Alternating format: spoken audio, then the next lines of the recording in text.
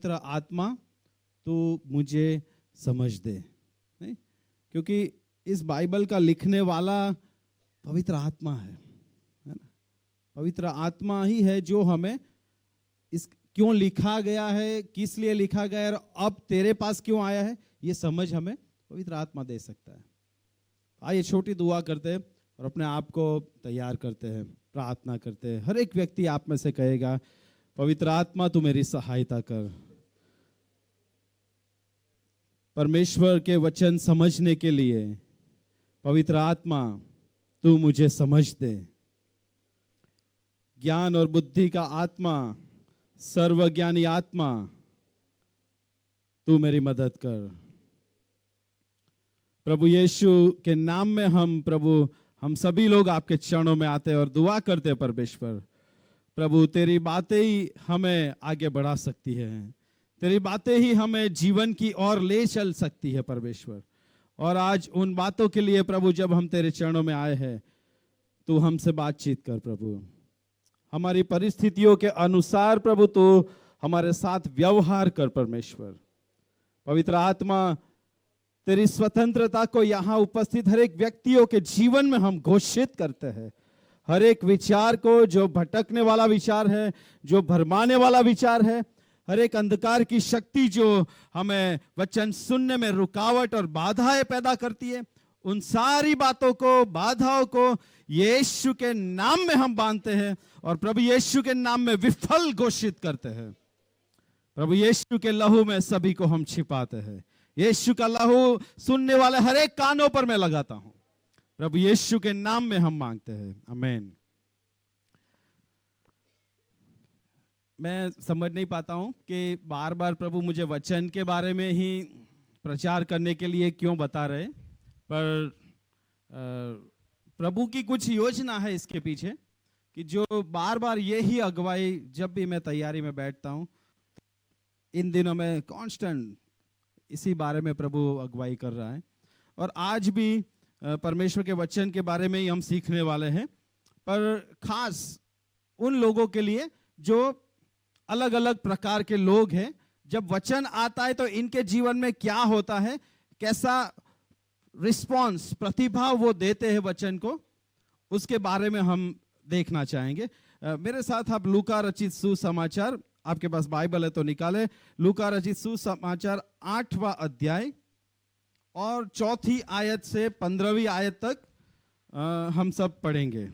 मिला सबको? नए नियम में लूका सुसमाचार 8वां अध्याय 4 से 15 तक पढ़ेंगे।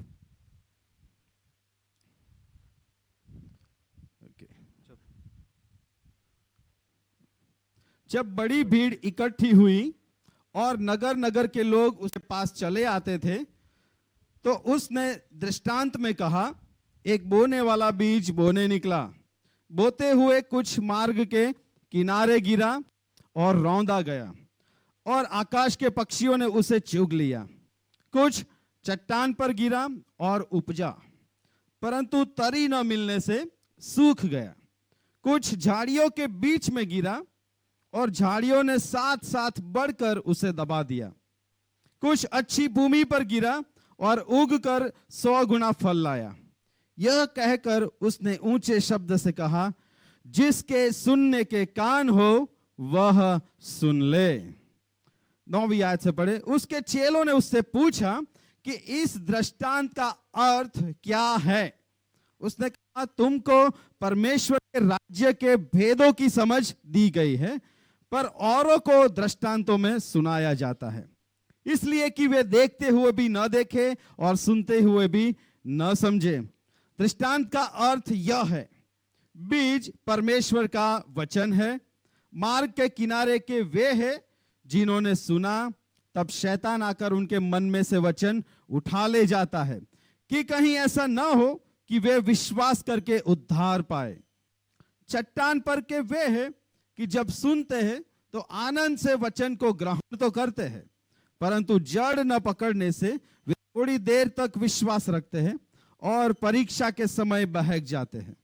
जो झाड़ियों में गिरा, यह वे है जो सुनते हैं, पर आगे चलकर चिंता और धन और जीवन के सुख विलास में फंस जाते हैं और उन फल नहीं पकता। पर अच्छी भूमि में के वे हैं जो वचन सुनकर भले और उत्तम मन में संभाले रहते हैं और धीरज से फल लाते हैं। Hallelujah, hallelujah. हम बार बार गाते हैं, सुनते भी है कि परमेश्वर का वचन कैसा वचन है? कैसा वचन है? जीवित वचन है, फिर सामर्थी है, फिर परमेश्वर का वचन हमेशा क्या होता है? पूरा होता है ना? जो बोला है परमेश्वर ने वो होकर ही रहता है। जो वायदे प्रभु ने किए हैं वो पूरे परमेश्वर करता है। जितनी भी प्रॉमिसेस, वचन, वायदे इस बाइबल में है, विशेष रूप से उन लोगों के लिए खास कि जो लोग प्रभु के लोग बने हैं, मतलब धर्म परिवर्तन नहीं किए पर प्रभु यीशु मसीह को प्रभु और स्वामी के रूप में, उद्धारकर्ता के रूप में ग्रहण कर लिए हैं। और परमेश्वर उनको बोलते हैं ये मेरे लोग हैं, और प्रभु उनके लिए बहुत सारी प्रॉमिसेस, बहुत सारे वायदे इसमें लिखे हुए हैं। जो गाना सबसे पहले हमने गाया कि तेरे आगे क्या होगा? 1000 और 10,000 होंगे लेकिन तेरे पास कोई ना आएगा। कोई भी हानि तुझ पर नहीं आएगी, कोई बीमारी, कोई तकलीफ, उन सब में से परमेश्वर तुझे बाहर निकालेगा। परमेश्वर अपने दूतों को आज्ञा देगा। पर यहां पर कुछ बात ऐसी है जो हमें आज समझना बहुत बहुत आवश्यक है। किन लोगों के जीवन में वचन फल लाते हैं, किन किन लोगों के जीवन में वचन काम करते हैं, वो आज हम देखना चाहते हैं, है ना? यहां पर जो बात हम देखें, चौथी आयत लिखा है, जब बड़ी भीड़ इकट्ठी हुई और नगर नगर के लोग उसके पास चले आते थे तो उसने दृष्टांत में कहा। किसने? प्रभु यीशु मसीह ने। आप हो नहीं यहां पर? हेलो, किसने कहा? प्रभु यीशु मसीह ने कहा। क्या कहा? दृष्टांत में। कुछ दृष्टांत बोल रहे हैं यारो। जब भी प्रभु यीशु मसीह सेवा करते थे इस संसार में, बहुत सारी बार उनको सीधा, मतलब बहुत ही स्ट्रेट फॉरवर्ड जिसको बोले कि सीधे बात लोगों से बोली कि तू ऐसा है, तुझे ये करना है, तुझे वो करना है, चल मेरे पीछे आ, क्या तू चंगा होना चाहता है? नहीं, पर कुछ बातें परमेश्वर ने दृष्टांतों में कही। हालेलुया। दृष्टांत मतलब क्या? बोलिए, दृष्टांत मतलब क्या? बाजू वाले व्यक्ति को दृष्टांत मतलब क्या पूछा? यस, दृष्टांत का मतलब क्या है? प्रभु कहां पर थे? ये कौन सी जगह थी? इज़राइल की बात है ना? यरूशलेम इज़राइल की बात है। और वहां की संस्कृति के लेकर ही प्रभु वो ही बात को यहां लोगों के सामने रखते हैं कि भाई ऐसा है तो हमें ऐसा करना चाहिए।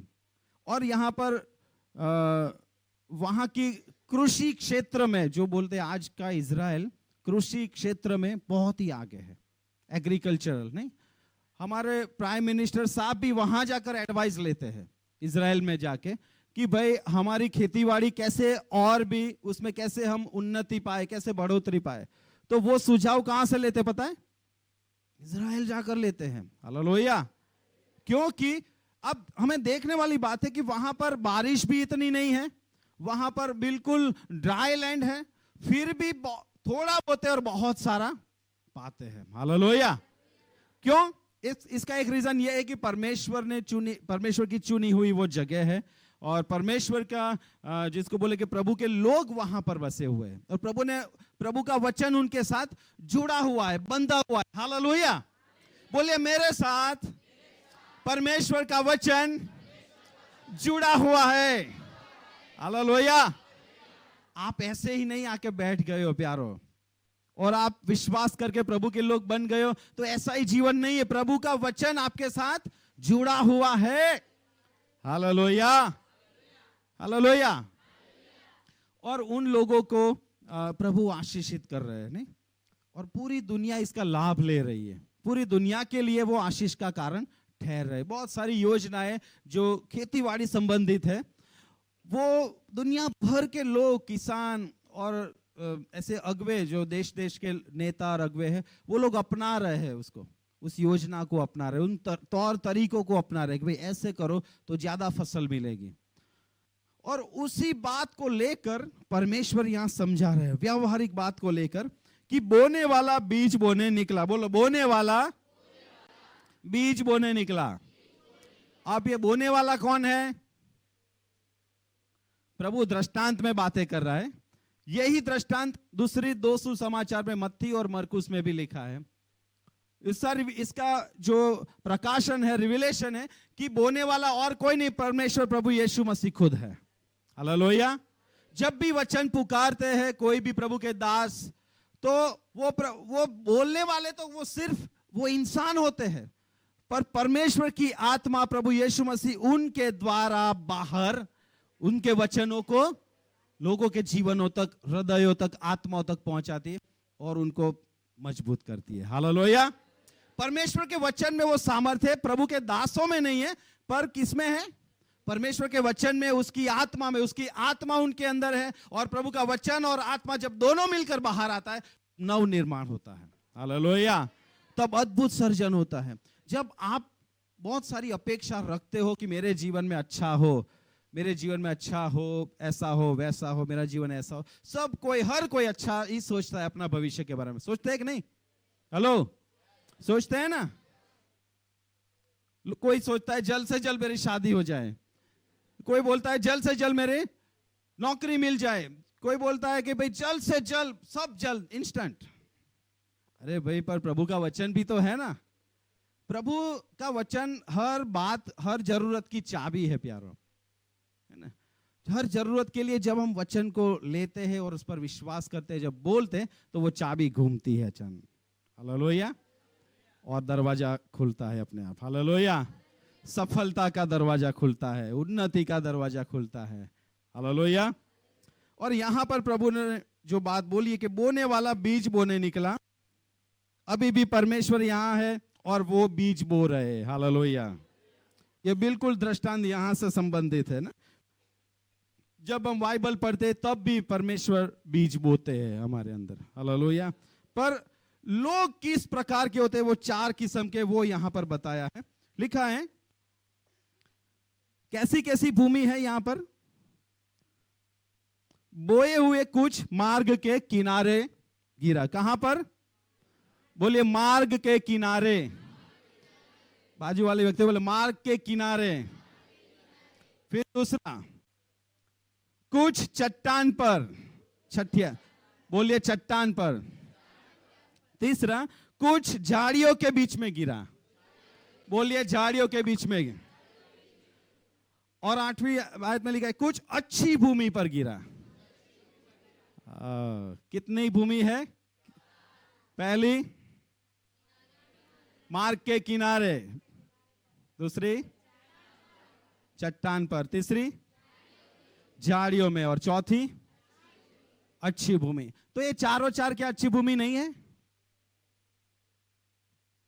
अच्छी भूमि नहीं है। किसान जब बोता है तो कहां बोता है? अच्छी भूमि में। पर अच्छी भूमि के लिए वो क्या करता है? पहले क्या करता है? किसान पहले बोता है फिर जोतता है, कि पहले हल से वो जोतता है फिर बोता है? यस आंटी, सही बोले। पहले साफ सफाई करता है, पूरी सफाई काम होती है, फिर उसको जोता जाता है। मतलब गुजराती में बोले कि हड़ चलाओ, नहीं, वो चास नहीं, पेलू क्या चास पाड़े छे। और फिर देखा है कभी खेत में किसान को आपने?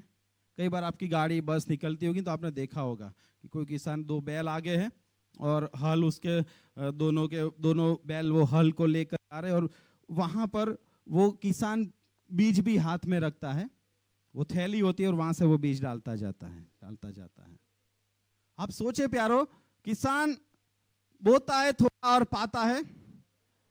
Hallelujah, hallelujah, hallelujah. प्यारो, आप थोड़ा समय प्रभु के लिए निकालोगे, आप पाओगे कितना? हालेलुया। बाइबल बोलता है जो आत्मा के लिए बोता है वो अनंत जीवन की कटनी काटेगा। हालेलुया। पर यदि कोई देह के लिए बोता है तो वो नाश की कटनी काटेगा। समझ में आ रहा है? यदि मैं आत्मिक जीवन के लिए कुछ काम करता हूं या तो वचन पढ़ता हूं तो उसके फायदे मुझे कैसे मिलते हैं? लॉन्ग लास्टिंग, मतलब बहुत समय तक टिके रहे। बाइबल तो बोले अनंत जीवन तक उसका नाश न हो, ऐसे फायदे मिलते हैं। लेकिन अगर मैं मेरे देह के लिए समय बिताता हूं, मेरे मौज शौक को पूरे करने के लिए मेरा समय बिताता हूं, मेरी इच्छा को पूरी करने के लिए जब समय बिताता हूं, तो जो मुझे मिलता है वो क्या होता है? क्षणिक होता है ना? इसीलिए दारू पीने वाला जितना भी दारू पी ले, तंबाकू खाने वाला जितना भी हाथ गिरे, पर उसकी तकदीर वैसी की वैसी रहती है। उसका जीवन शरीर बोलो वैसा का वैसा रहता है। कोई भी उन्नति उसमें नहीं होती, कोई खुशी नहीं होती, कोई उमंग नहीं होती है, क्योंकि वो देह के लिए बोया हुआ होता है। प्यारो समझ लीजिए ये बात। आत्मिक जीवन के लिए जितना समय निकालोगे वो फायदेमंद आपके जीवन के लिए होगा। आपको पता नहीं वो फायदे कैसे रूप में आपके सामने आएंगे, वो आपको पता नहीं है, पर परमेश्वर का वचन इसके साथ जुड़ा हुआ है। जो जीवन है, जो जीवन आपके अंदर से बाहर लाएगा प्यारो। हालेलुया। यहां बोने वाला बो रहा है, पर 4 अलग अलग किस्म की भूमि है। पहली है मार्ग के किनारे। अब इजराइल देश में कैसी परिस्थिति है?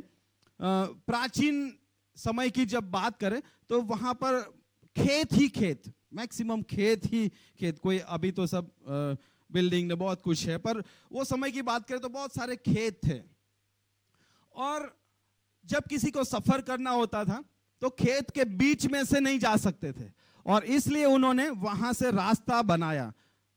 मैक्सिमम 3 फीट का रास्ता होता था खेत में से बाहर आने जाने का, इस साइड से इस साइड और यहां से दूसरी साइड, अलग अलग जगह कोई जा सके, आवन जावन हो सके, उसके लिए छोटा रास्ता वो बनाते थे। और मैक्सिमम 3 फीट का वो रास्ता होता था, 3 फीट चौड़ा मतलब रास्ता होता। अब क्या होता, जब किसान बोता था यूं यूं करके, तब कुछ बीज ऐसे ऐसे करके बोता था, यूं यूं नहीं, कुछ बीज मार्ग के किनारे जाकर पड़ते थे। समझ में आ रहा है? खेत है, ऐसे बो रहा है, पर किनारे आती है जब मार्ग की, रास्ते की किनारे, तो वहां पर भी कुछ जाकर गिरते हैं, है ना? तो क्या होता है? लिखा है कि जब वचन बोला जाता है ना, तो ये एक प्रकार के लोग हैं जो मार्ग के किनारे वाले लोग हैं। ये 4 प्रकार के लोग में से कहीं पर हम फिट होते हैं, कहीं ना कहीं हम फिट होते हैं। हम सुनने वाले, ये जमीन है। बोने वाला प्रभु यीशु मसीह है, और बीज क्या है? परमेश्वर का वचन। हालेलुया। बोलिए, बोने वाला यीशु मसीह है, बीज क्या है? बीज परमेश्वर का वचन है, और जो जमीन है वो हम है। जमीन हम है प्यारो। मार्ग के किनारे वाली जमीन में क्या है? तो जब ये बोया गया तो यहां क्या लिखा है? रौंदा गया और आकाश के पक्षियों ने उसे चूग लिया। रौंदा गया। इजराइल में जो खेत थे वो मार्ग के किनारे, हमेशा वहां पर पंछियां बैठा करते थे। क्यों पता है? जब भी बोने की सीजन होती थी, बहुत सारे पंछी वो मार्ग के किनारे बैठे रहते थे, टिंग करके ऐसे, टिंग। जैसे ही दाना मार्ग के किनारे पर आता, तैयार होते थे बिल्कुल ऐसे, दाना ले लिया। जैसे ही गिरा उनके किनारे, दाना ले लिया। बीच में वो पंछी नहीं जा सकते थे, वो अलाउ नहीं था, बॉर्डर थी वहां पर। वो वहां पर मार्ग के किनारे रहते थे और पंछी ले लेते। यार प्यारो, याद रखना हमेशा एक चीज, परमेश्वर के साथ संबंध में बड़े हो तो बॉर्डर पर कभी मत रहो। आपके अंदर जो भी बोया जाएगा सब चला जाएगा। जितने भी सुनोगे, जितना भी सुनोगे, आपको लगेगा कि मैं में जाता हूं, रविवार को यहां जाता हूं, उधर जाता हूं, बुधवार को इधर जाता हूं, सोमवार को वो उधर जाता हूं, वो टावर जाता हूं, ये टावर जाता हूं, इधर न उधर, सब जगह घूमता हूं, पर मेरे जीवन में कोई फायदा नहीं हो रहा है। क्यों? क्योंकि मैं सिर्फ वहां जाता हूं, मैं शारीरिक रूप से वहां जाता हूं आशीष पाने के लिए, पर मेरे साथ कुछ भी भला नहीं हो रहा है। क्यों? क्योंकि मैं बॉर्डर पर हूं अभी भी। वो वचन आता है, मेरे जीवन में कोई फल नहीं लाता है, क्योंकि शैतान आके वो चोरी कर लेता है। ये पंछी कौन है प्यारो? दृष्टांत में प्रभु ये समझा रहा है, ये पंछी और कोई नहीं, दुष्टात्माएं है। जब वचन बोला जाता है, बाइबल में हम पिछले दिनों में सीखे, वचन हमारी उन्नति के लिए है, हमारी आशीष के लिए है, हमारे जीवन में अच्छे काम हो, हमारी चंगाई के लिए है, नहीं, हमारी समृद्धि के लिए है। पर ये सब क्यों नहीं होता है? क्योंकि हम बॉर्डर पे जीवन जी रहे हैं, हम वहीं पर आराम से बैठे। ओ प्रभु बहुत अच्छा है, हमें प्रभु में आगे बढ़ने की कोई इच्छा नहीं है, प्रभु के साथ समय बिताने की कोई इच्छा नहीं है हमें, बस हमें आशीष आशीष आशीष है। यहां भी ऐसे लोग थे, भीड़, बड़ी भीड़ इकट्ठी हुई। प्यारो, शैतान हमेशा तैयार रहता है, जब भी वचन बोया जाता है उसको पता है अगर ये बीज अभी जो बोया है इसकी हृदय रूपी भूमि में अंदर घुस गया, इसका मतलब मेरा एक क्षेत्र खत्म हो गया, मैं एक बाजी हार गया। शैतान सोच रहा है प्यारो, यहां पर बहुत सारे लोगों के जीवन में जब बीज बोया जा रहा है, वचन पढ़ने का महत्व है ये, है ना? अगर हम समझ लेंगे इसको तो बहुत अद्भुत अनंत जीवन के फल हम काटेंगे, बहुत अद्भुत फल काट सकते हैं। पर ये हमारे ऊपर है, निर्भर है कि हम कैसे इसको सुनते हैं, हम कैसे इसको प्रतिभाव देते हैं। बोलो प्रतिभाव देना। आपको कोई बोले हेलो तो आप क्या बोलोगे? बाय बाय, ऐसा कुछ तो बोलोगे ना, उसको बोलते हैं प्रतिभाव, है ना? आपको कोई बोलेगा पानी लाओ और आप कुछ नमक लाके दोगे तो अरे मैंने पानी मांगा, नमक कहां से आ गया? प्रतिभाव, सही प्रतिभाव देना बहुत जरूरी है। परमेश्वर हमारे पास वही देख चाहते हैं कि जब वचन बोला जाए हम उनको सुनने वाले क्या करें?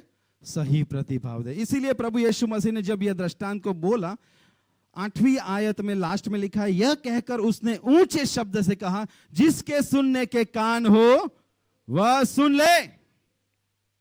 जिसके सुनने के कान हो वह सुन ले। अब एक बात हम देखना चाहते हैं, मत्ती रचित सुसमाचार, यही बात वहां पर लिखी गई है पर एक अलग रीति से।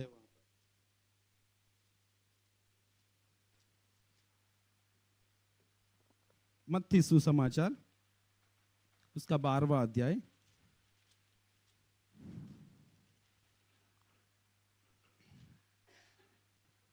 सॉरी 13वां अध्याय और 15वीं आयत। क्योंकि इन लोगों का मन मोटा हो गया है और वो कानों से ऊंचा सुनते हैं और उन्होंने अपनी आंखें मूंद ली है। कहीं ऐसा ना हो कि वे आंखों से देखे और कानों से सुने और मन से समझे और फिर जाए और मैं उन्हें चंगा करूं। हालेलुया। एक और आयत हम निकालेंगे, मरकुस 11:23, शायद आपको याद हो। मरकुस 11:23, जल्दी फटाफट। मैं तुमसे सच कहता हूं कि जो कोई इस पहाड़ से कहे तू उखड़ जा और समुद्र में जा पड़ और अपने मन में संदेह न करे वरन प्रतीत करे कि जो कहता हूं वह हो जाएगा, तो उसके लिए वही हो जा। यस, यदि विश्वास के साथ पहाड़ को बोला जाएगा तो पहाड़ हट जाएगा। प्रभु क्या बोलते हैं? खुद दुआ करो, खुद प्रार्थना करो। प्रभु हमारा विश्वास वहां तक ले जाना चाहता है कि पहाड़ भी हट जाए। हालेलुया। क्या आपको ऐसा विश्वास चाहिए आपके जीवन में? किसको चाहिए? वो अपने हाथ ऊंचे करे। भाई जबरदस्ती मत कर देना। हाँ, सच में आप विश्वास बढ़ाना चाहते हो, पर ऐसे हाँ हाँ हाँ करने से नहीं हो जाता है ना। हमें उसके लिए अपने आप को कहीं कहीं जोड़ना पड़ता है ना? उसके लिए कुछ करना पड़ेगा प्यारो। विश्वास तो बढ़ाना है, वो कोई पेड़ पर लगा हुआ फल तो नहीं कि यूं करके तेल ले लिया बढ़ गया, ऐसा नहीं है। विश्वास बढ़ाने के लिए प्रभु ने क्या बात बोली है? सुनने से विश्वास आता है। हालेलुया। कैसे आता है विश्वास? सुनने से, और सुनना प्रभु के वचन से। मतलब विश्वास कैसे बढ़ता है? वचन को सुनने से। आमीन। विश्वास बढ़ाना है तो क्या चाहिए मुझे? क्या डोज लेना है, क्या इंजेक्शन लेना है भाई? वचन लेना है ना? आत्मिक डॉक्टर होते तो कितना अच्छा होता नहीं? पर बेचारा मक्खी मारता होता, क्योंकि कोई उसके पास नहीं जाता। किसी को आत्मिक जीवन की पड़ी नहीं होती है ना। किसी को पता ही नहीं होता कि क्या बीमारी आत्मिक जीवन में, कैंसर है, टीबी है, आत्मिक जीवन खत्म होता जा रहा है। टीबी में जैसे शरीर खत्म होता जाता है, बहुत सारे इन्फेक्शन पाप के लगे हुए हैं आत्मिक जीवन में, किसी को पता ही नहीं चलता है। एक ही आत्मिक डॉक्टर है प्यारो, यीशु मसीह है। जब हम उसके पास जाते हैं वो सारी बीमारियों को, आत्मिक हो शारीरिक हो, सब कुछ ले लेता है। हालेलुया। विश्वास वचन से आता है ना। अब यहां पर जो हमने मत्ती 13 में पढ़ा, कहीं ऐसा ना हो कि वे आंखों से देखे और कानों से सुने और मन से समझे और फिर जाए। अब फिर जाने के लिए उनको क्या चाहिए? डायरेक्शन चाहिए ना। मैं भाई इस तरफ जा रहा हूं, सामने खड्डा है, कोई मुझे बोलेगा तब पता चलेगा नहीं कि भाई आगे खड्डा है, तो मैं क्या करूंगा? रुक जाऊंगा। भाई आगे रास्ता नहीं है तो मैं क्या करूंगा? फिर जाऊंगा, मुड़ जाऊंगा। पर मुझे पता नहीं चलेगा तो क्या होगा? खड्डे में जाके गिरूंगा ना। आप भी खड्डे में जाके गिरना नहीं चाहो तो आपको वचन पढ़ना पड़ेगा प्यारो। बाइबल बोलता है कि जब हम जाएंगे, आगे बढ़ते होंगे, जब चौराहा होगा या तो आगे 2 राह होगी आपके सामने, तो बोलता है कि पवित्र आत्मा आपको आवाज देगा कि मार्ग ये है, इस पर चलो। कब? जब हम वचन पढ़ते होंगे तब हमें पता चला कि मार्ग तो ये है भाई, चोरी नहीं करना है, ऐसा नहीं करना है, रिश्वत नहीं लेना है और नहीं देना है, और मैं रुक जाऊंगा। अगर मैं लूंगा तो क्या होगा? उसका जो पाप का परिणाम है वो मुझे भुगतना पड़ेगा, है ना।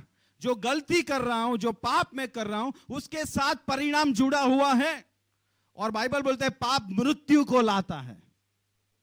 मतलब मैं जब खराब काम करते जाता हूं, किए जाता हूं, प्रभु को नापसंद हो वो किए जाता हूं, उसका गलत परिणाम ही आता है मेरे जीवन में। मैं गलत बात ही मेरे जीवन में बो रहा हूं और गलत परिणाम ही मैं देखने वाला हूं आने वाले समय में। कोई हमें बोलेगा कि भाई ये गलत है तो फिर जा।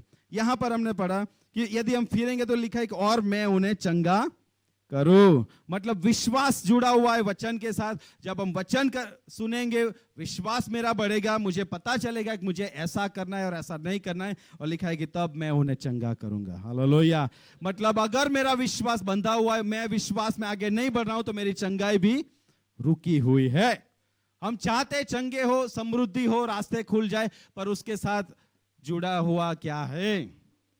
परमेश्वर का वचन। और सिर्फ वचन ही नहीं, उसको सही प्रतिभाव जुड़ा हुआ है उसके साथ। अगर मैं वचन को सही प्रतिभाव नहीं देता हूं तो कोई फल नहीं आता है। जो मार्ग के किनारे के हैं वो ये है कि जब वचन बोया जाता है, वो ले तो लेते हैं वचन, पर क्या होता है? उनको खुशी भी होती है, प्रभु का वचन सुना, पर क्या होता है? वो मार्ग के किनारे जी रहे अभी भी, और इसलिए शैतान आके जो अच्छा बोया होता है वो चोरी करके चला जाता है, और वो उनका समय न सब वैसे का वैसा रह जाता है। इसलिए प्यारो, प्रभु को पकड़ा है आपने, प्रभु यीशु को थाम लिया है, तो आगे बढ़ो। बोलो आगे बढ़ना है, बोलो आगे बढ़ना है, आगे बढ़ना है। एक सीमित दायरे तक मत रोके रखो अपने आप को प्यारो। ये संसार ऐसा ही है कि जो आपको गलत आदतों में, गलत आकर्षणों में, या तो सांसारिक कामकाज, नौकरी, धंधा, जिम्मेदारियों में बांधा रखेगा और आपके आत्मिक जीवन को बढ़ने नहीं देगा। पर आपको क्या करना है, हमें क्या करना है? उन सब बाधाओं को पार करके प्रभु के पास पहुंच जाना है। लिखा है कि बाकी की सब बातें जोड़ दी जाएगी जब हम उसके राज्य को ढूंढेंगे। हालेलुया। देखो यहां पर क्या हुआ है, मार्ग के किनारे के वे है, जो जिसका अर्थ यहां पर लिखा था,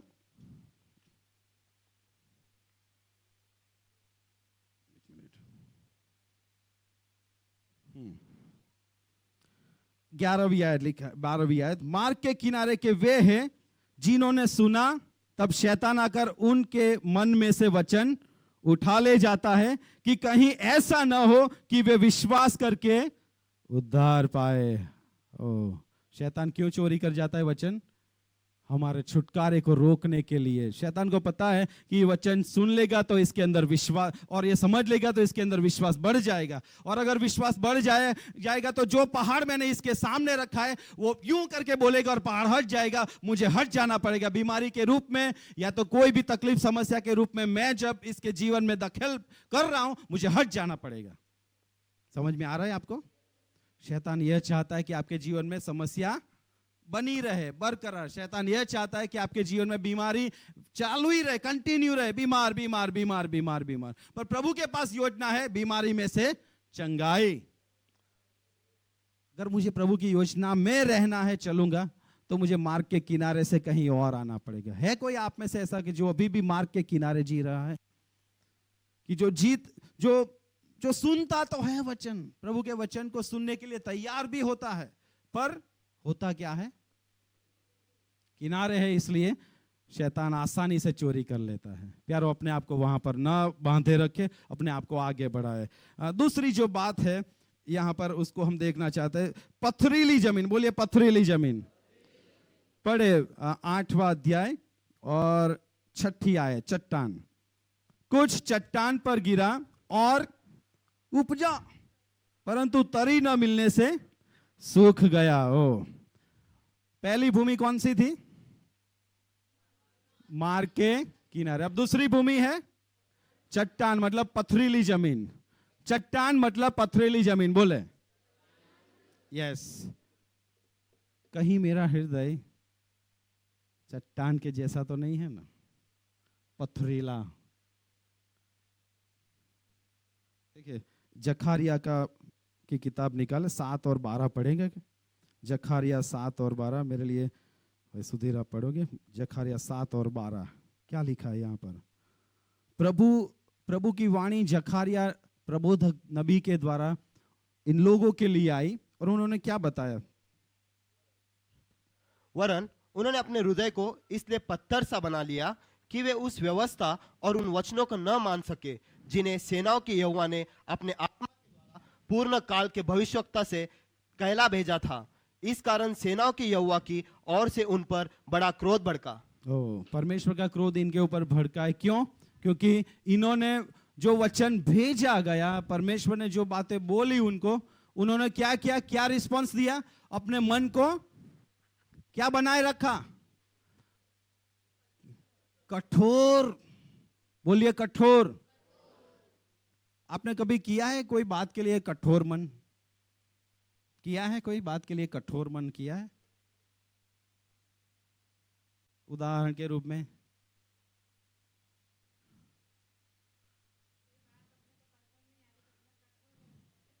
नहीं, पत्नी बोलेगी मुझे कॉफी पीनी है, और पति बोलेगा नहीं मुझे चाय पीनी है। बोलेगा कॉफी चाय, कॉफी चाय, और फिर क्या होता है? दोनों कठोर। और क्या होता है फिर? चाय ना बनती है, ना कॉफी बनती है, कुछ और बन जाता है, खिचड़ी बन जाती है, और जली हुई खिचड़ी बन जाती है। ऐसा हुआ है कभी? कितने घरों में जली हुई खिचड़ी बनती है भाई? दूध निकल जाता है, नहीं क्या? दूध उभरे गए, चाय उभरे गए।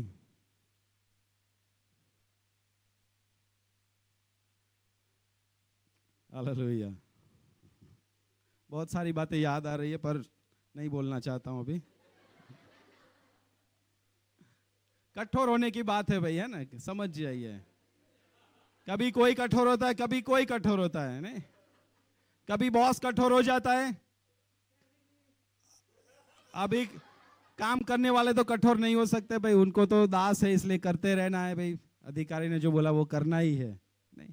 पर बॉस कठोर हो सकता है, और घर का बॉस भी कठोर हो सकता है। आपके घर में कौन बॉस है पता नहीं भैया मुझे। चट्टान पर के वे है कि जब सुनते हैं तो आनंद से वचन को ग्रहण तो करते हैं, परंतु जड़ न पकड़ने से वे थोड़ी देर तक विश्वास रखते हैं और परीक्षा के समय बहक जाते हैं। एक और इसी आयत को हम देखना चाहेंगे। मत्ती अभी जो अध्याय हमने निकाला था, 13वां अध्याय, उसी में से इसी बात को प्रभु ने अलग रीति से पेश किया है। वहां 21वीं आयत, 13 और 21, जो चट्टान पर के गिरे हैं पर अपने जड़ न रखने के कारण, 20 और 21 पढ़ेंगे। और जो पथरीली भूमि पर बोया गया, यह वह है जो वचन सुनकर तुरंत आनंद के साथ मान लेता है, पर अपने में जड़ न रखने के कारण वह थोड़े ही दिन का है, और जब वचन के कारण क्लेश या उपद्रव होता है तो तुरंत ठोकर खाता है। ये कैसा व्यक्ति है? कैसा व्यक्ति है ये? क्या लिखा है? नहीं नहीं नहीं, पथरीली है, पर क्यों वो कठोर है? लिखा है कि वचन सुनता भी है। कठोर लोग भी सुनते हैं, बेईमान भी लेते, oh praise the Lord, hallelujah, praise the Lord, hallelujah, करते हैं कि नहीं करते? है ना? ओ धन्यवाद, हालेलुया, प्रेज द लॉर्ड। पर और स्टेप है आगे, सिर्फ हालेलुया प्रेज द लॉर्ड करने से पूरा नहीं हो जाएगा। नेक्स्ट स्टेप आता है ना? उस स्टेप को पूरा करना पड़ता है ताकि फल आए। प्रभु ने जिस कारण के लिए वचन भेजा है वो फल लाए। समृद्धि के लिए बोला है तो हो, अछत दूर करने के लिए भेजा है तो दूर हो, चंगाई के लिए भेजा है तो चंगाई पाए। खाली प्रेज द लॉर्ड हालेलुया करने से वचन सफल नहीं हो जाएगा प्यारो। क्या हुआ यहां पर लिखा है, अपने में जड़ न रखने के कारण वह थोड़े ही दिन का है। वचन को क्या करना है? सुनते हैं तब दूसरा रिस्पांस हमारा ये होना चाहिए। पहला रिस्पांस था कि हमें किनारे नहीं रहना है पर आगे बढ़ना है ना? बहुत ध्यान से सुनना है और समझ लेना है। पहला रिस्पांस ये है। दूसरा रिस्पांस ये है हमारा कि वचन को हमें जड़ पकड़ना है अंदर। हालेलुया। क्या करना है? जड़ पकड़, मतलब गहराई में जाने देना है। देखिए बीज की एक खासियत है, ध्यान से सुनिए। बीज की एक खासियत है, जब आप बीज बोओगे तो आपको खुद को भी पता होगा, बीज दोनों तरफ बढ़ता है, ऊपर भी और नीचे भी बढ़ता है ना? मतलब ऊपर बढ़ेगा तो क्या होगा, बाहर हमें दिखाई देगा नहीं, वो वास्तविक रूप में नए स्वरूप में दिखाई देगा। बीज बोया जाता है इतना छोटा है, पर जब उसको वातावरण मिलता है तो क्या होता है, वो बीज अपना असली स्वरूप में धीरे धीरे धीरे वो बाहर फल बनाता है। इसलिए जमीन से वो क्या होता है, जो अभी तक दिख नहीं रहा था अब धीरे धीरे क्या होता है, वो दिखने लगता है। हालेलुया। मैं आपको एक बात में समझाता हूं। प्रभु यीशु मसीह एक अंधे के पास थे और उस अंधे के लिए प्रभु यीशु मसीह ने जब हाथ रखे तो प्रभु ने बोला कि कैसा लग रहा है? तब उसने क्या बोला? वो अंधा व्यक्ति था, उसने क्या बोला? अब मैं इंसानों को पेड़ों की माफिक चलते हुए देख रहा हूं। मतलब एकदम क्लियर अभी नहीं दिख रहा है, पर बिल्कुल नहीं दिख रहा था, पर अब थोड़ा थोड़ा दिख रहा है। हालेलुया। आप किसी के लिए चंगाई के लिए प्रार्थना करते हो, अपने घर के लिए, थोड़ा परिणाम पहले दिखाई देगा नहीं? हालेलुया। मतलब वो आने वाले बड़े परिणाम की निशानी है वो। आमीन। हालेलुया। आपकी इनकम में भले 100 रुपए बढ़ोतरी हुई है, पर आने वाले समय में बहुत बड़ी बढ़ोतरी देखने वाले हैं। आमीन। आपका ये विश्वास जो बोया गया है एक बड़ा स्वरूप धारण करके बाहर आने वाला है। आमीन। बीमारी के लिए दुआ की है, बहुत शरीर में जकड़न लग रही थी, पर साहब क्या करे, अभी भी पैर दुख रहा है। ये सब तो अच्छा हो गया पर पैर दुख रहा है। अरे भाई ये सब अच्छा हो गया, मतलब अब वो भी होने वाला है। आमीन। हालेलुया। प्यारो विश्वास में बने रहे, विश्वास में बने रहने की जरूरत है हमें ऐसे समयों में। एकदम से रातों रात पेड़ में फल नहीं लग जाते। ऐसा देखा कभी? बीज बोया और सुबह हम देखते हैं कुछ नहीं हो रहा है। अरे भाई प्रभु यीशु मसीह को काम करने का मौका तो दो, आप उसके वचन को बढ़ने का मौका दो, आप उसके वचन को गहराई में जाने का मौका दो। हमें मौका देना नहीं है और हमें परिणाम चाहिए। तो कैसे मिलेगा परिणाम भाई? मिलेगा? नहीं मिलेगा, है ना? आप चाहते हो समृद्धि, चंगाई, जो आशीष है बाइबल में लिखी है वो आप पाओ। अब्राहम ने प्रभु के लिए सब कुछ छोड़ दिया, त्याग दिया, पर प्रभु, और उसने प्रभु को पकड़े रखा। उसको आशीष नहीं मिली फिर भी पकड़े रखा उसने। उसको आशीष तो कब मिली? 25 साल चलने के बाद में मिली उसको वो आशीष, जिसके लिए प्रभु ने प्रॉमिस किया था कि मैं तुझसे एक बड़ी जाति बनाऊंगा। और क्या बोला था कि आकाश के तारों को गिन ले, अगर तू गिन सकता है तो इतने तेरे वंशज होंगे। हालेलुया। 25 साल तक उसका एक बेटा भी नहीं था, मतलब 75 की उम्र में उसने प्रभु यीशु को अपनाया। 100 साल तक उसको कोई बेटा नहीं था, 99 साल तक, पर 100वें साल में परमेश्वर ने उसको बेटे का दान दिया। हालेलुया। और आज हम सब उसके साथ जुड़े हुए हैं। वो चलता गया चलता गया चलता गया, सब कुछ छोड़ के प्रभु के पीछे चलता रहा। प्यारो, उसकी कभी भी डिमोशन नहीं हुआ, वो कभी भी नीचे नहीं आया। प्रभु ने उसको बढ़ाया बढ़ाया बढ़ाया। हालेलुया। अगर आपने यीशु का हाथ थामा है, थामे रहो प्यारो, विश्वास में बने रहो, प्रभु आपको लेकर जाएगा। जो छोड़ना पड़ता है छोड़ दो प्यारो। जो जो बातें बाधा के रूप में प्रभु को पसंद नहीं है, छोड़ो उन बातों को, प्रभु आपको बढ़ाएगा प्यारो। वो ऐसा परमेश्वर है जो बोलता है वो करता है। आमीन। वो खाली गाने की बातें नहीं है, सिर्फ हम गाने के लिए नहीं गाते, ये हमारे विश्वास की बात है। हालेलुया। जो सर्वोच्च प्रभु के आश्रय में रहता है वो सर्वशक्तिमान का ठिकाना पाएगा। हालेलुया। जहां पर कोई भी, क्या प्रभु पर किसी ने वार किया आज तक? शैतान वार कर सका है? नहीं। अगर मैं प्रभु के पास रहता हूं तो मेरे पास कोई नहीं आ सकता है। आमीन। मुझे जरूर है कि मैं प्रभु के पास जाऊं, उसके पास बना रहूं। कैसे? इसके द्वारा। ये लिखा है बाइबल है आपका, कहां है?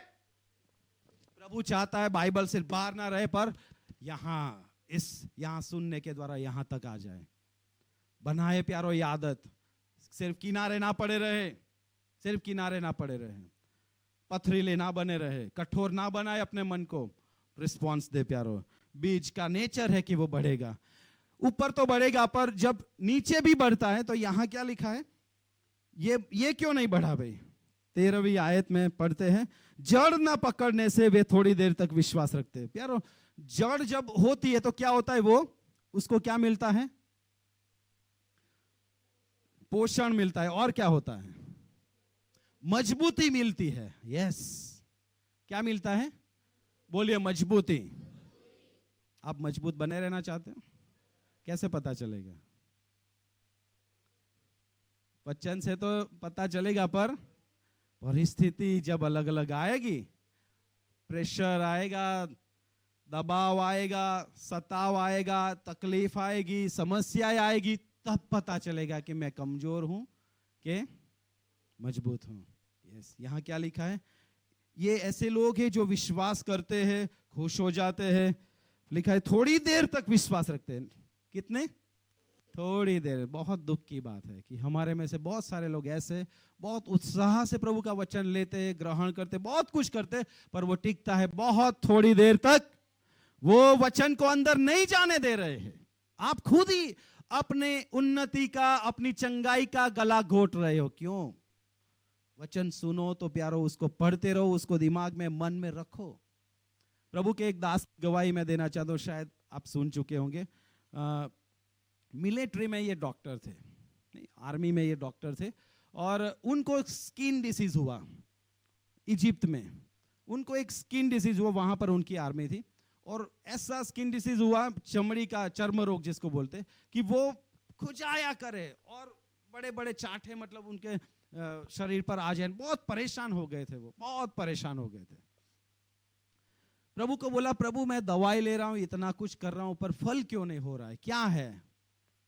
वो प्रभु के अच्छे मतलब भक्त थे। उनको पता था कि परमेश्वर से ही मुझे ये चंगाई का आशीष मिलने वाला है, परमेश्वर के अलावा और कोई नहीं करने वाला है ये।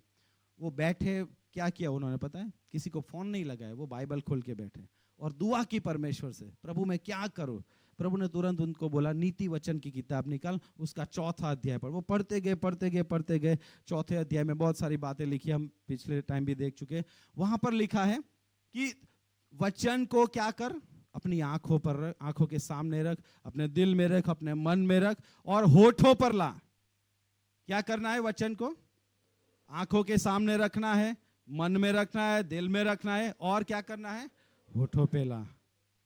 लिखा है कि तब जब ऐसा होगा तो पूरे शरीर के लिए चंगाई का कारण होगा। Hallelujah, hallelujah.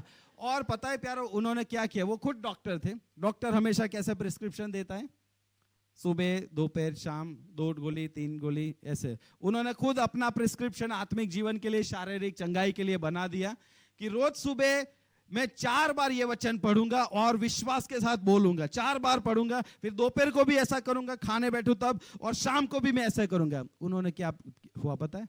कुछ ही दिनों में उनका सारा चर्म रोग चला गया। Hallelujah, hallelujah, praise the Lord. प्यारो, हमारी चंगाई, हमारा शारीरिक जीवन भी इसी के साथ जुड़ा हुआ है। तो क्यों हम इसको बंद करके कबाड़ में रखते हैं या पर्स में ही रखते हैं? क्यों खोलते नहीं है हम? क्यों हम सही प्रतिभाव नहीं देते हैं? हमें कठोर नहीं बनना है प्यारो।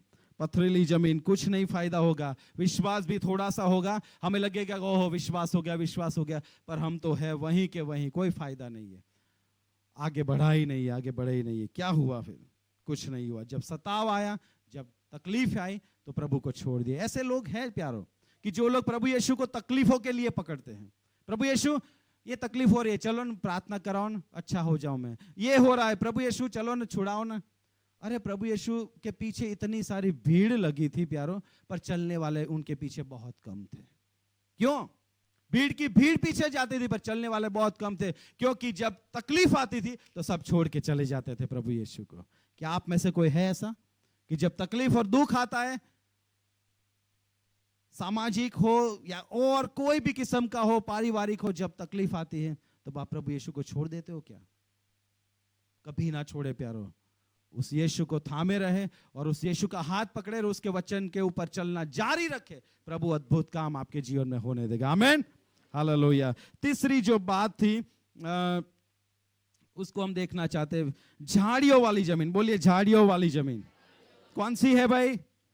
झाड़ियों वाली जमीन। देखो यहां पर हम आगे पढ़ते हैं, 7वीं आयत में लेके, कुछ झाड़ियों के बीच में गिरा और झाड़ियों ने साथ साथ बढ़कर उसे दबा दिया। किसने दबा दिया भाई? झाड़ियों ने। जब किसान बोता है तो एक चीज हमेशा वो ध्यान रखता है, क्या करता है पता है? जो मुख्य फसल जो बोई गई है उसके आसपास में और कुछ भी बढ़ने नहीं देता है वो, है ना। ये झाड़ियां गुजराती में क्या, निंदण। हेलो, मैं निंद्रा नहीं बोला हूं वैसे सब लोग देख रहे हैं, बहुत अच्छे से सुन रहे हैं। किसान हमेशा अपनी फसल का बहुत ध्यान रखता है कि इसके अच्छे फल आए, और इसके लिए क्या करता है वो, जो अननेसेसरी मतलब अनचाही बातें होती है वो काटता रहता है ना। वो बढ़ने नहीं देते। तो क्या होगा? क्या होगा? घास का एक नेचर है, घास पता है ना, घास। मैं ऐसा नहीं पूछूं घास खाई है कि नहीं भाई,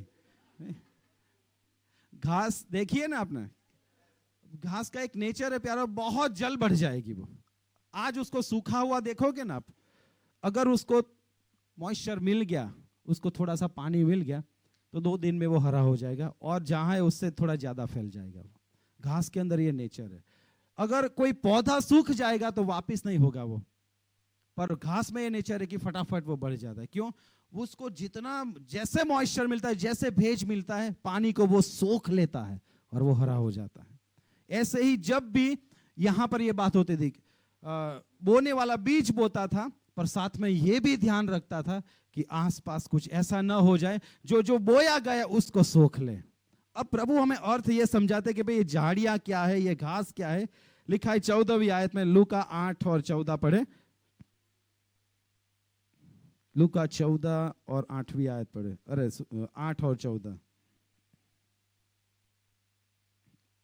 जो झाड़ियों में गिरा, यह वह है जो सुनते हैं, पर आगे चलकर चिंता और धन और जीवन की सुख विलास में फंस जाते हैं और उनका फल नहीं पकता। क्या हुआ? क्यों फल नहीं पकता है भाई? क्या होता है? झाड़ियों में गिरा यह वे है जो सुनते हैं। हम सुनते हैं ना भाई, संडे को आते हैं, वचन सुनते हैं, घर पे पढ़ते हैं, फिर आगे चलकर क्या होता है? चिंता, बोले चिंता और धन और जीवन का सुख विलास मेरे अंदर वचन को फलने नहीं देता है। यस, चंगाई क्यों नहीं पाते हैं हम?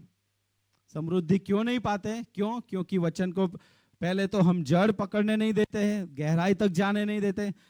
तीसरा रीजन ये है कि हम धन और जीवन के सुख विलास और चिंता में फंस जाते हैं। चिंता मतलब अविश्वास है, बाइबल साहब बोले चिंता मतलब डर और अविश्वास। अगर आपको चिंता है, आपको डर है, इसका मतलब है अविश्वास है। आप अनुग्रह मांगे प्रभु से कि ये चिंता दूर हो जाए। विश्वास बहुत अलग चीज है प्यारो। विश्वास हर समय वैसा ही रहता है, विश्वास में बदलाव नहीं आता है, विश्वास वैसे का वैसा है, क्योंकि विश्वास प्रभु के वचन पर खड़ा होता है। प्रभु का वचन कभी भी लिखा है, आकाश टल जाए, पृथ्वी टल जाए, पर मेरा प्रभु का वचन कभी भी नहीं टलेगा।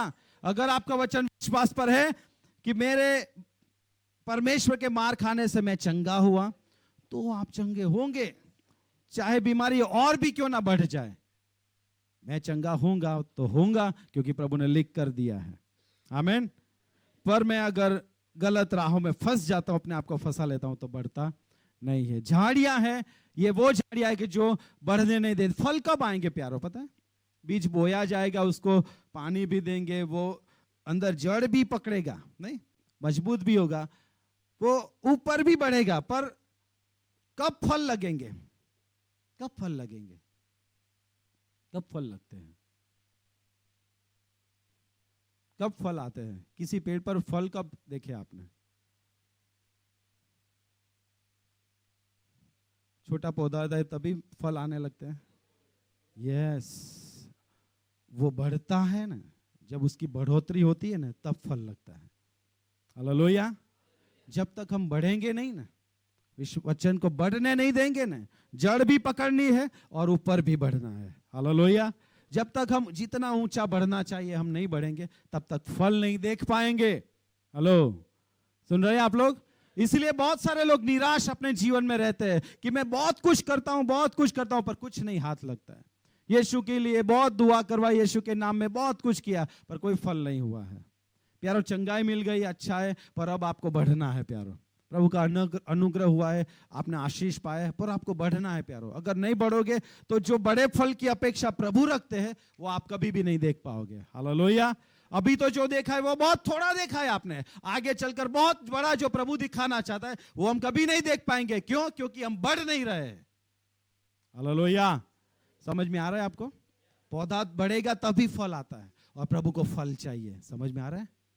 फल चाहिए। फल तभी लगेगा जब हम बढ़ेंगे, और बढ़ने के लिए मुझे जरूरी है मेरी जड़ भी गहरी बने, वचन मेरे गहरे में जाए, मेरे जीवन में बढ़ता जाए, बढ़ता जाए, बढ़ता जाए। आपके पास एक बहाना होगा, बहुत सारे लोगों को, मुझे पढ़ना नहीं आता है। कितनों के पास ये बहाना है? ये बहाना है प्यारो। शैतान ने आपको ये बहाना दे दिया कि मुझे पढ़ना नहीं आता, मैं क्या करूं?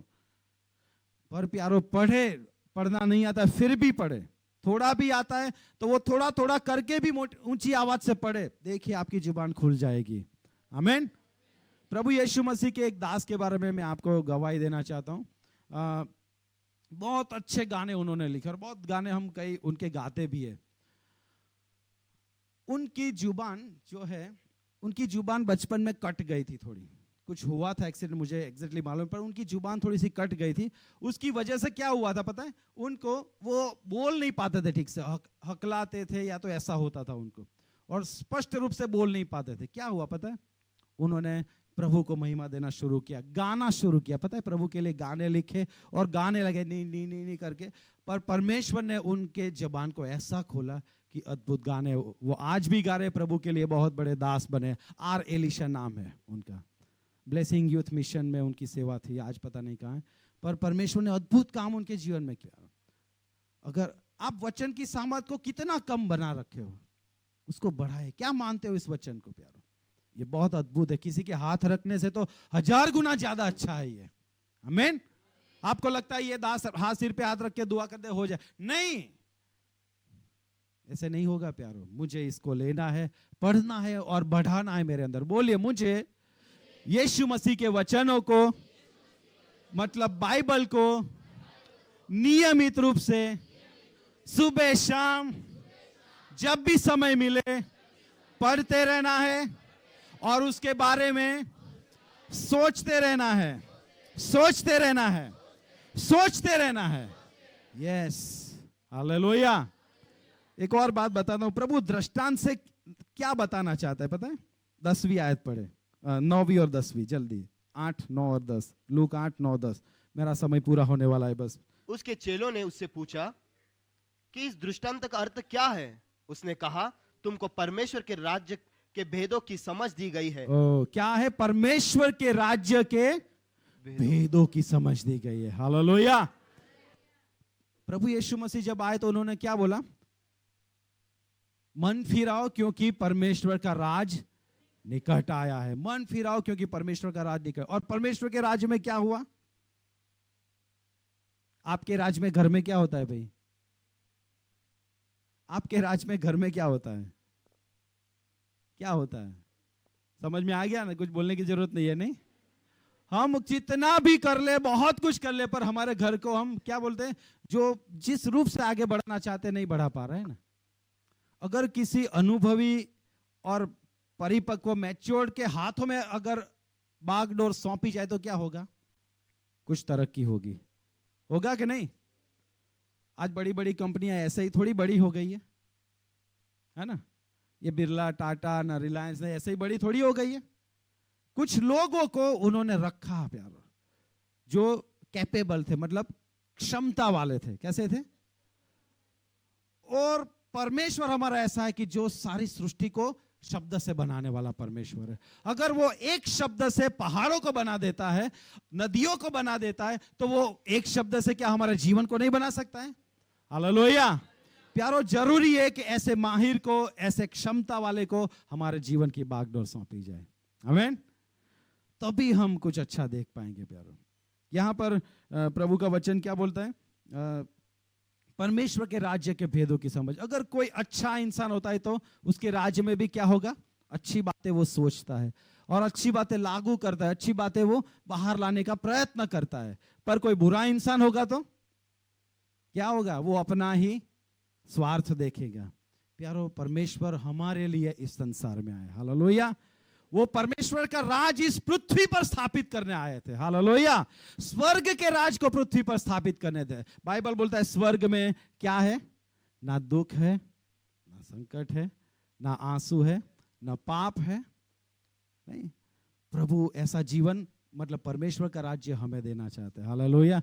पर उसने कहां छुपाए रखा है? वचनों के अंदर छुपाया। हालेलुया।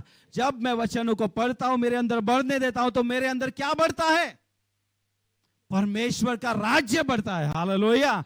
बोलो, मैं बाजू वाले व्यक्ति को बोले, प्रभु के वचन को मेरे मन में, मेरे हृदय में जब बसने देता हूं, तब मेरे अंदर प्रभु के राज्य को, स्वर्ग के राज्य को बढ़ने का मौका देता हूं।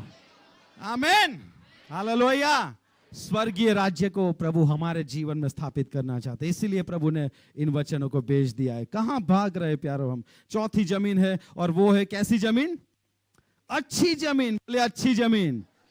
प्रभु हमें कहां से कहां ले जाना चाहता है? किनारे से अच्छी जमीन बनाना चाहता है।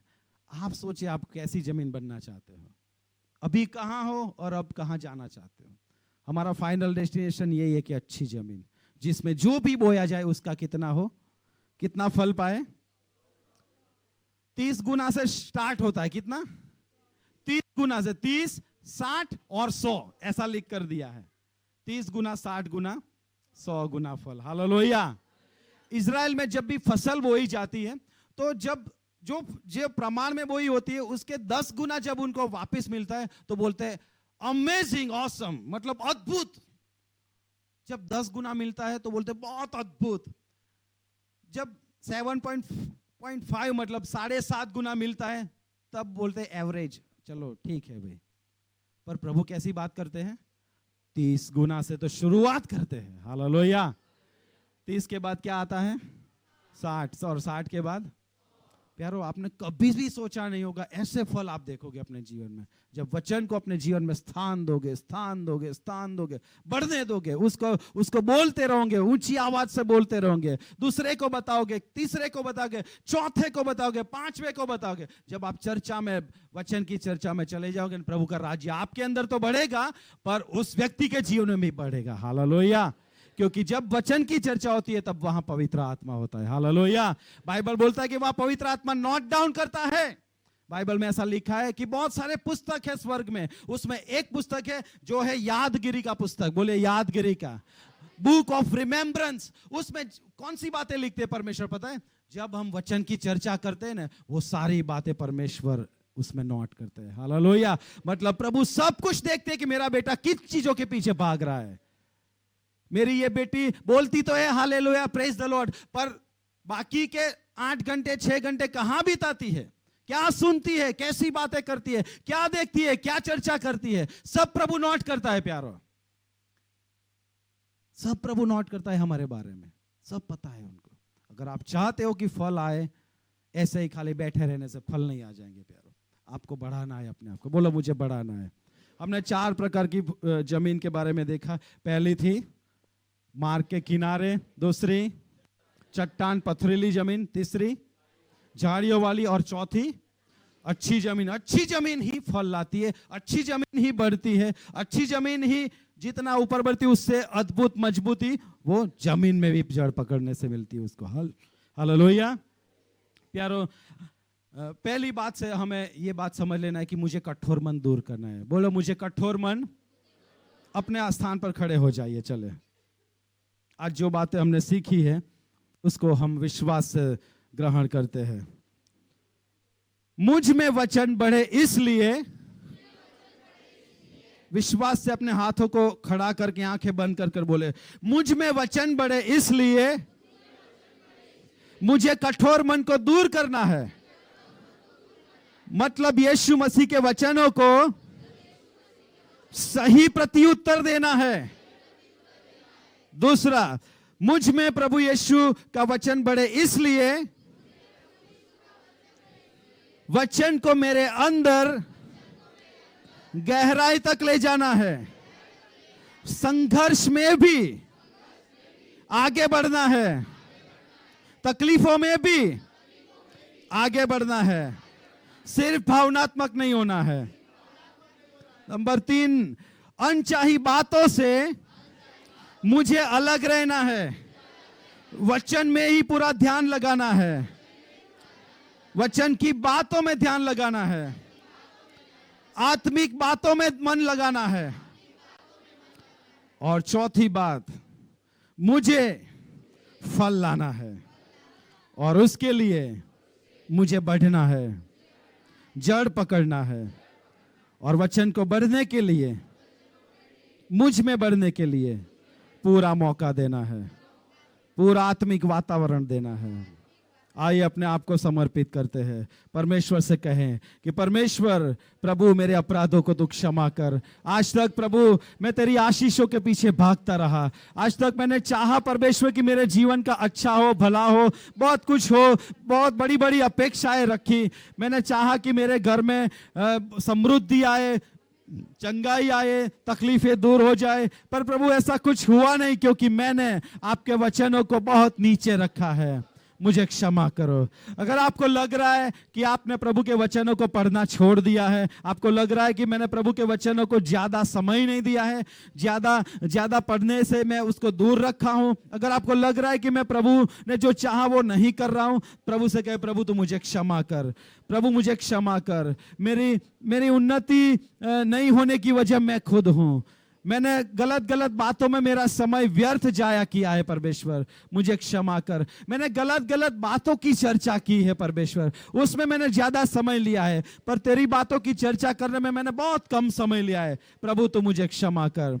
प्रभु से माफी मांगे प्यारो, प्रभु से कहे प्रभु मेरे उन अपराधों को क्षमा कर, क्योंकि मैंने तेरे आत्मिक राज्य को जो तू मुझ में बढ़ाना चाहता था वो बढ़ने नहीं दिया है परमेश्वर, मुझे क्षमा कर प्रभु मैं बहाने बताकर ही प्रभु तेरे वचनों से दूर रहा हूं, मैंने बहाने बताए प्रभु मेरे पास समय नहीं है, मैं थक गया हूं, मेरे पास अच्छा बाइबल नहीं है, मैं पढ़ नहीं सकता हूं, मुझे पढ़ना नहीं आता है, प्रभु बहुत सारे बहाने बताए। अगर प्यारो आप चाहते तो आप किसी और को खड़े करके भी वचन पढ़वा सकते थे। इस संसार में ऐसे बहुत सारे लोग हैं कि जो पढ़ना नहीं जानते, पर उनके पास ऑडियो बाइबल है, वो सुनते हैं। उनके पास ऑडियो बाइबल नहीं तो उनके कोई किसी स्नेहीजन को बुलाकर वचन पढ़वाते हैं। प्यारो आप बहुत कुछ कर सकते हो। आपने और हमने आज तक बहुत सारी सांसारिक बातों में मन लगाया, बस पैसे कमाने, नौकरी करने और जिम्मेदारियों में ही हमारा सारा समय निकाल दिया है। हमने आत्मिक जीवन के लिए कोई भी समय नहीं निकाला है।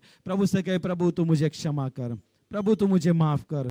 मैं और मेरा परिवार भला चंगा नहीं हूं, इसका कारण मैं और मेरा आत्मिक जीवन हो। मेरा कंगाल और बेहाल आत्मिक जीवन ही है जो मेरे घर की और मेरे जीवन की दशा को बताता है। प्रभु तू मुझे क्षमा कर, मुझे क्षमा कर प्रभु मैं बार बार गिर जाता हूं, मैं बार बार शैतान के हाथों का शिकार हो जाता हूं, क्योंकि तेरे वचन को मैंने गहराई में जड़ पकड़ने नहीं दिया है। प्रभु तू मुझे क्षमा कर। प्रभु तेरा वचन साफ बोलता है इस संसार की चिंता है वचन को दबा देता है। तूने साफ लिखा है कि इस संसार के सुख और विलास और धन और संपत्ति की भूख प्रभु के वचनों को मेरे अंदर दबा देती है, बढ़ने नहीं देती है। प्यारो, अगर ऐसा कुछ है, संसार के पीछे आप भाग रहे हो, नौकरी धंधे के पीछे भाग रहे हो, बस पैसे कमाने के चक्कर में पड़े हो, प्रभु से माफी मांगे। प्रभु तू मेरे पास आया पर मैंने तुझे समय नहीं दिया है। वचन के रूप में तू मुझसे बातें करना चाह पर मैंने तुझसे बातें नहीं की है।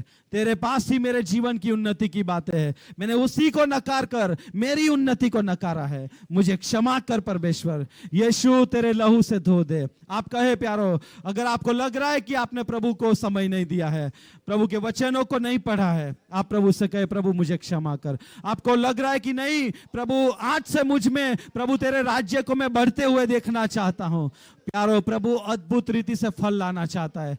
प्रभु 30 गुना 60 गुना 100 गुना फल आपके अंदर देखना चाहता है।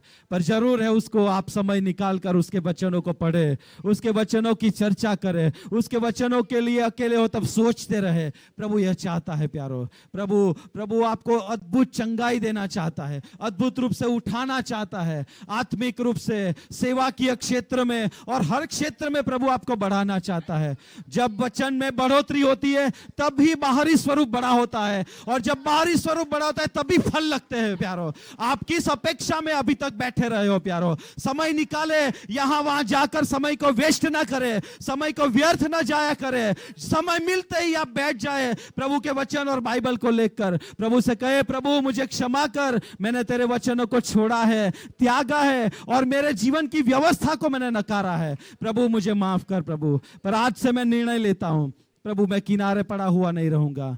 प्रभु मैं वो झाड़ियों वाला और पथरीला नहीं रहना चाहता हूं। मैं वो उस अच्छी भूमि की नाई बनना चाहता हूं जो उत्तम है, जो धीरज से फल लाती है, जो तकलीफों में भी डटा रहता है, जो समस्याओं में भी खड़ा रहता है, क्योंकि उसकी जड़ पकड़ी हुई है। प्रभु मेरी मदद कर, प्रभु मेरी सहायता कर कि मैं अच्छी भूमि बन पाऊं, अच्छी जमीन बन पाऊं, ताकि जो भी तू बोए उसका सही प्रतिफल आए।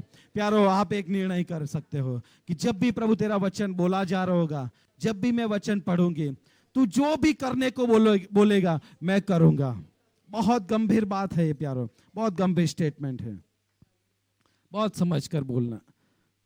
प्रभु ने उस व्यक्ति को बोला जो व्यक्ति बहुत सारी आज्ञाओं को मानने वाला था, बहुत कुछ करने वाला था। उसने बोला कि मैं बचपन से ही ऐसा करते आया हूं, मैंने ये किया है, मैंने वो किया है, बहुत कुछ किया है। प्रभु यीशु ने बोला तू एक बात के संबंधी अधूरा है, तूने तेरे धन को अपने पास ही रखा है, कभी भी तेरे पड़ोसी को तूने वो धन नहीं दिया है, कभी भी तूने किसी का अच्छा नहीं सोचा है। जा तेरी संपत्ति बेच दे और उन कंगालों को दे दे। तभी उस व्यक्ति का मुंह उतर गया और वो चला गया प्रभु यीशु के पास से। अगर आपको प्रभु यीशु कोई वचन देता है, हमें प्रतिभाव देना है प्यारो। आपको लगेगा कि मैं बहुत कुछ छोड़ रहा हूं, मेरे हाथ से बहुत कुछ निकल जाएगा, दशमांश दूंगा या तो 20% दूंगा या 30% दूंगा या 50% दूंगा, प्रभु के लिए इतना दे दूंगा, प्रभु के लिए मैं इतना समय दूंगा, तो मेरा क्या होगा, मेरे परिवार का क्या होगा? पर प्यारो, बाइबल बोलता है 30 गुना 60 गुना और 100 गुना फल प्रभु लाएगा प्यारो। अगर आप बड़ा फल देखना चाहते हो तो आप बोना शुरू करें प्यारो, प्रभु में समय बिताना शुरू करें प्यारो।